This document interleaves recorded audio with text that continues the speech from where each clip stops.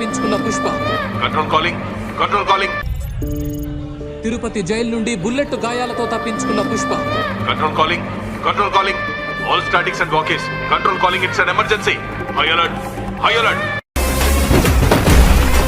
అమెరికాలో పోలీసులు పుష్పపై పరిణామ కాంతి జన్మల తను తీవ్రంగా గాయపడ్డాడని తెలుస్తోంది.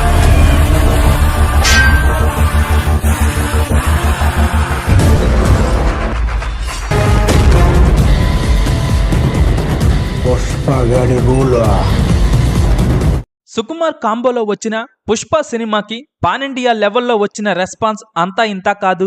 ఈ సినిమా సాధారణ ఆడియన్స్ నుంచి సెలబ్రిటీలను మాత్రమే కాకుండా ఆఖరికి రాజకీయ నాయకులను కూడా కదిలించింది. అందరూ తగ్గేదేలే అంటూ డైలాగ్స్ చెప్పేశారు. ఇప్పటికీ దేశవ్యాప్తంగా ఏదైనా సీక్వెల్ కోసం ఆడియన్స్ ఇంతగా ఎదురు చూస్తున్నారు అంటే అది పుష్ప